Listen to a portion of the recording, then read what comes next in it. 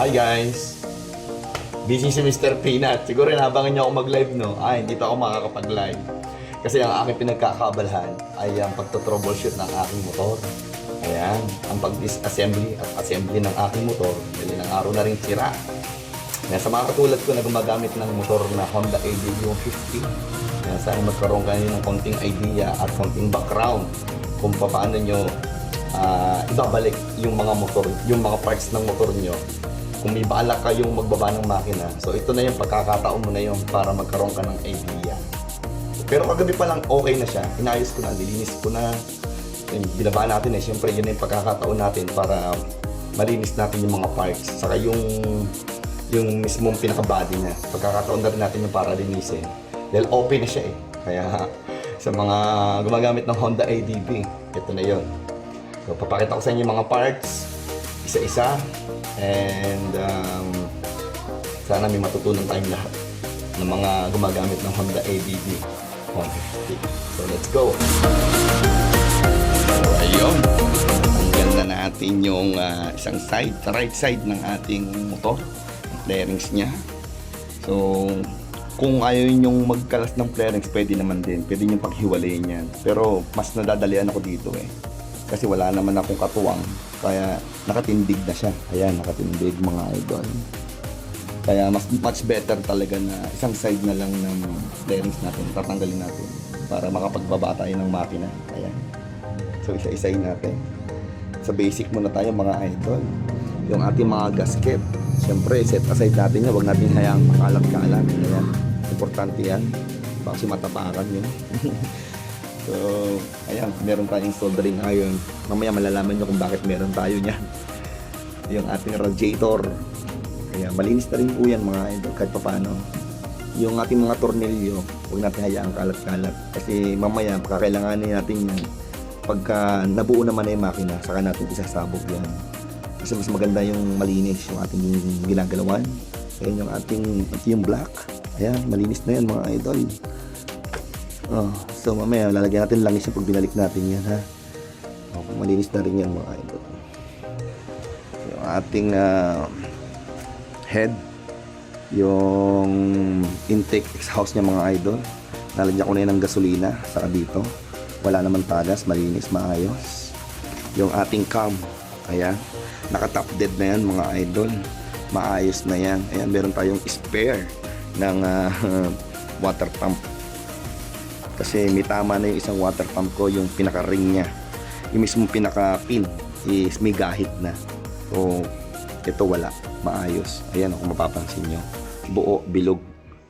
Ang ating mga piston ring. Ayan, mamaya. Tuturo ko sa inyo kung paano magbalik ng mga piston ring. Ayan. Tapos, ano pa ba? Ayan, malinis na.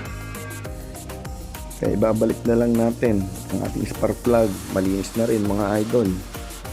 Ito kasi importante ito, kaya ito nakalabas na tornilyo mga idol. Ito yung sa makina natin.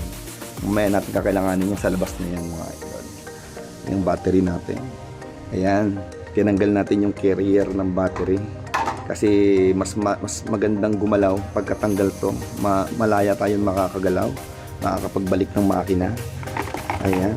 Kasi kung mapapansin nyo, meron tayong nakareding kulan, dalawa, kasi baka mamaya magkaroon ng error ang ating trabaho, magtapon man tayo, meron tayong extrang kulan mga idol. So huwag kayong gagamit ng yung distill, hindi totoo yan mga idol, kasi iba pa rin yung talagang ayan, prevents overheating, rust and corrosion. Kaya natin na gumamit tayo ng nararapat para sa ating mga motor. Ayan, dapat meron din tayong bagong langis. Siyempre synthetic tayo mga idol. Ayan, synthetic technology. Ayan, 1040. Pero dapat meron din tayong extra langis mga idol.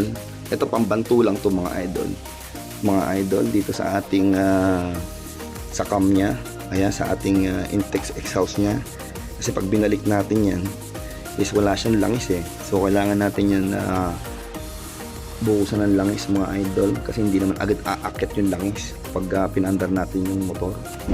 Kaya yung head natin, yung cover ng head natin, malinis na rin yan.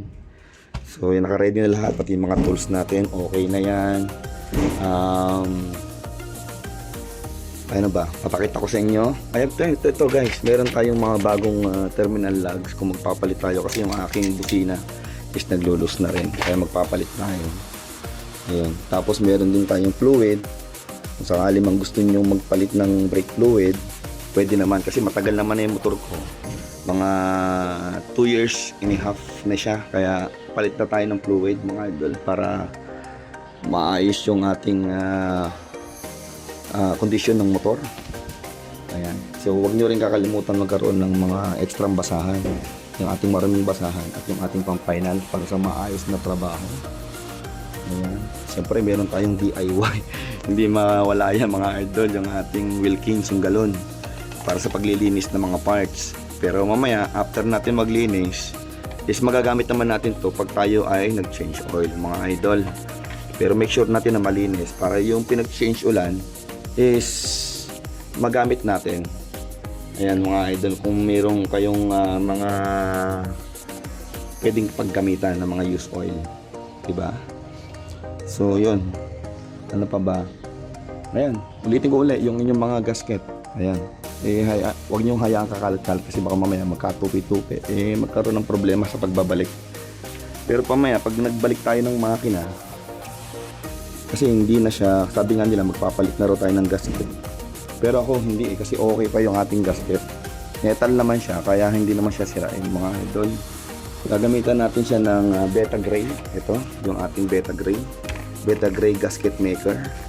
Pero pahinas lang mga idol, yung talagang manipis na manipis lang pag binalik natin yung gasket. Ayan, talagyan mo natin ng Beta Gray bago natin ibalik yung gasket. Huwag nyo napansin yung daliri at kamay ko, marumi talaga yan mga idol, masipag yan. Kaya ganyan kadumi. Kaya meron tayong crimper mamaya para ipit na ipit yung ating pero instead na gamitan ko siya ng lugs, hihinangin ko na lang yung cable na naputol natin mga idol. Kaya pala hindi gumagana yung motor ko mga idol, kasi putol-putol pala ang mga linya, kaya yung sensor walang command. Ayan, so ito yung pinaka genuine parts ng ating TPS ng motor natin. Babalik natin to, wala naman palang problema yung parts. Kung may problema sa motor natin mga idol, kasi baka mamaya ma-encounter nyo to, malaking bagay para sa mga gumagamit ng Honda ADB 150 mga idol. I-double check nyo, huwag kayo basta-basta magpapalit ng parts. Meron tayong ito, ayan o.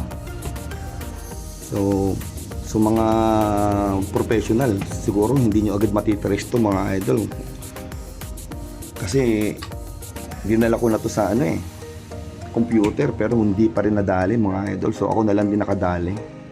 Ayan, umaandar naman siya pero walang minor. Pagka nagminor ako namamatay. Kaya pala putol-putol pala yung linya sa loob mga idol. Itong kable na to, pag binaybay natin, papunta siya ng TPS mga idol dito, kung saan nagkukumand ng gas. Kaya ang motor natin hindi umaandar. Ayan, sa mga ka-ADB 150 natin dyan, double check nyo bago kayo magpalit ng parts. Yung mga linya nyo, baybayin nyo. So ayan, yung ating throttle body naman, ayan, aside naman na natin mga idol. Ayan, okay naman na yan. Tapos, ayan, open siya. Pero mamaya pag gumawa tayo, kukuberan natin yan ng basahan mga idol, para maiwasan natin yung mabagsakan siya ng mga foreign objects, at maiwasan natin magbaba ng makina. Yung piston natin, ito, tanggal yung mga piston ring. Mamaya tuturo ko sa inyo paano ito babalik isa-isa. Ito sinasabi sa inyo guys, yung carrier ng battery natin, tanggalin na rin natin para mamaya pag binalik natin yung makina, malaya tayo makakagalaw. Tapos yung ating fuel injector, ayan, mahalagang important talaga to mga idol. Yung may rubber dito yan mga idol sa throttle body nya. Ayan, huwag nyo kakalimutan, dapat nandyan yan, mahalaga yan. So ayun, sa next step natin mamaya, sana mapaandar natin to. Dunong-dunungan, galing-galingan, pero okay naman, maayos naman ako gumawa mga idol. Ayan, so pag-research ng pagbubuo ng ADB 150, medyo na perfect naman natin. Okay, let's go!